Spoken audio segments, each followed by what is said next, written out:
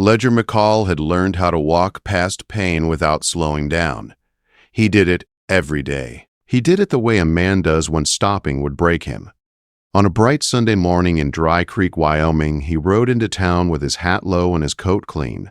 A man known for wide land and full barns. People tipped their hats. Women smiled. Ledger nodded once and kept moving.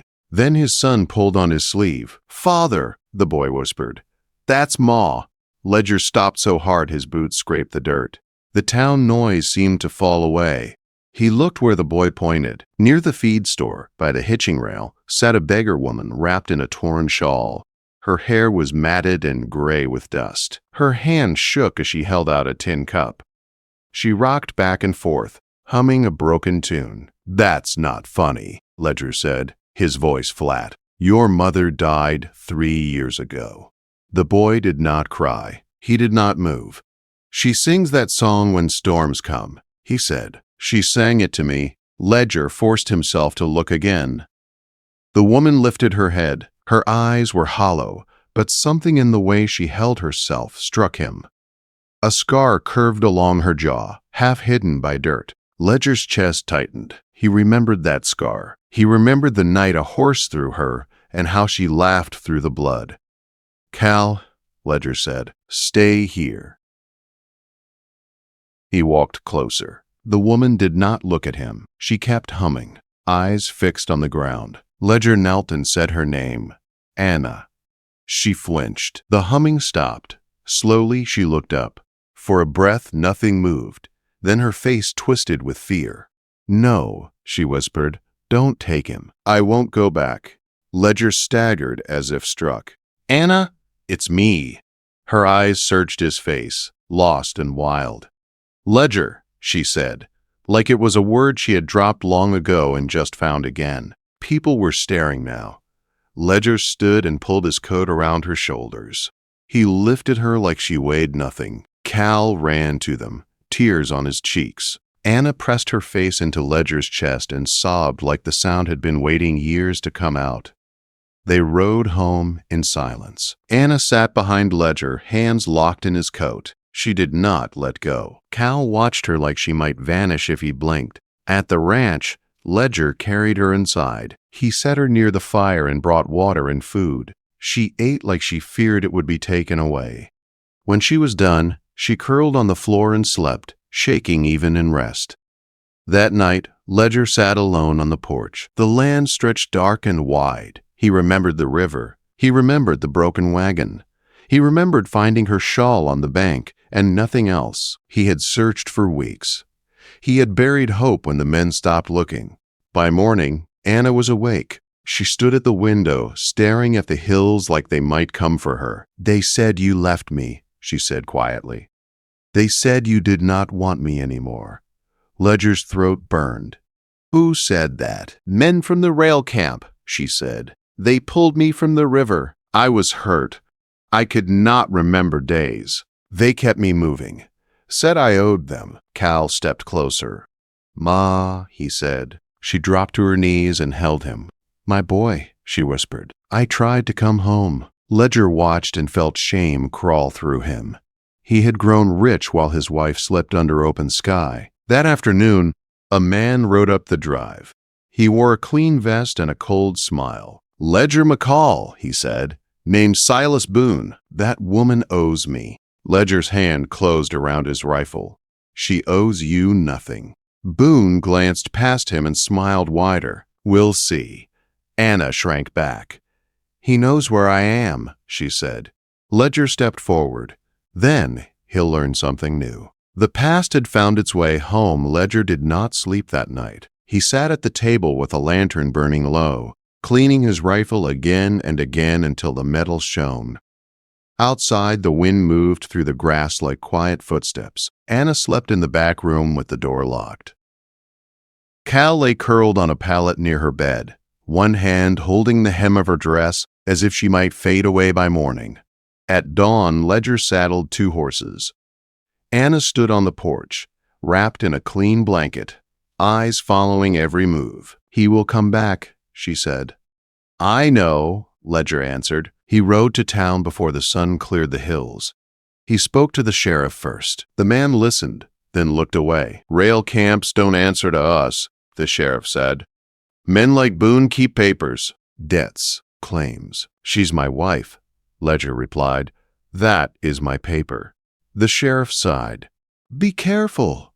Ledger did not stop at the sheriff's office. He rode to the rail camp west of Dry Creek. Smoke hung low. Men stared as he passed. He found Silas Boone outside a long tent counting coins.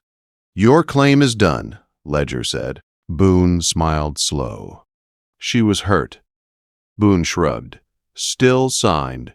Ledger leaned closer. "Touch her again and I will bury you where the tracks end." Boone laughed. "Rich men think money keeps them clean." Ledger rode home with dust on his coat and fire in his chest. That afternoon, Anna began to speak. Not all at once, pieces. She told of the river taking her, of waking on cold ground with strangers around her, of days walking and nights locked in wagons, of forgetting her own name, of being passed from camp to camp like a thing. Each word cut deep. "I tried to find you," she said. "I walked until my feet bled." Ledger listened and did not look away. "I should have searched longer." "You did enough," she said. "I just needed time." Cal stayed close, afraid to let her out of sight. He slept at her door. He followed her steps around the house. When she laughed once at the sight of a chicken chasing a cat, Cal smiled like the sun had come back. 3 days later, Boone returned. He brought 2 men. They did not dismount. "You have until sunset," Boone called. "She comes with me or I take her by law." Ledger stepped onto the porch. "There is no law here that steals wives." Boone's eyes hardened. "There is mine." Anna appeared behind Ledger, shoulders squared. "I am not yours." Boone pointed at her. "You owe me months of work." Ledger moved between them. "You will leave."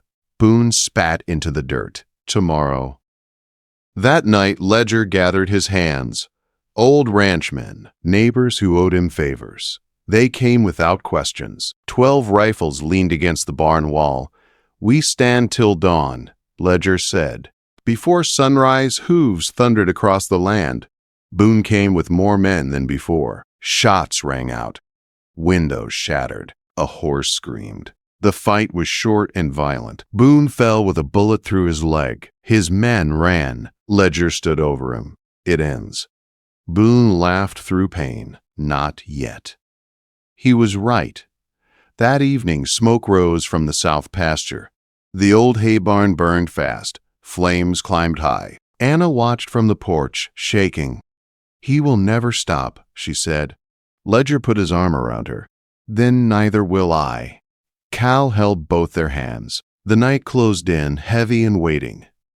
The next morning, the smell of smoke still lingered, but the barn was gone. Ledger walked the blackened ground with Anna at his side. Charred beams jutted like broken bones. He let her touch the scorched wood, let her see the destruction, and let her know they had survived it. Cal followed closely, still holding her hand. "It's gone," he said softly.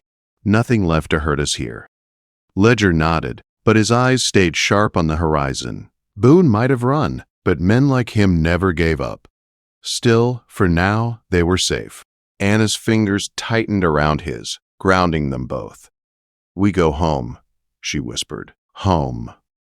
The word felt heavy with meaning, heavier than the ranch, the fences, or even the money Ledger had spent to protect her. It meant she belonged somewhere.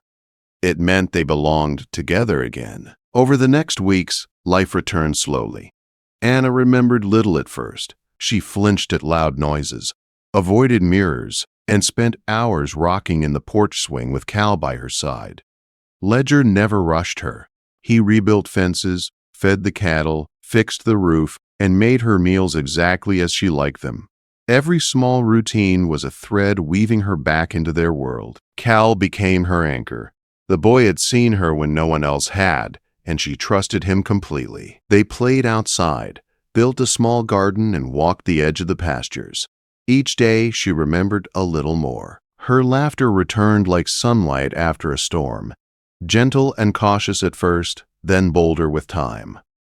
One evening, Ledger watched her on the porch, brushing her hair in the fading light. "You remember this?" he asked softly. Anna looked at him, eyes wet. "I remember home. I remember you." "And I remember Cal." He swallowed hard. "You don't have to remember everything at once. Just today." She nodded. The wind swept through the valley, carrying dust and the faint smell of sage. Ledger felt the weight of years lift slightly. The fear, the anger, the grief, they were still there but smaller, tamed by the fact that she was here, alive, and theirs again. Cal climbed onto the porch railing and held up a wooden horse. "Brave," he said. "Just like you, Ma." Anna smiled, a full smile that touched her eyes. She took the horse, turning it slowly in her hands. "Yes," she whispered, "brave." Ledger stepped back and watched them together. His son and his wife. Life had taken much from him, but it had returned the most important things.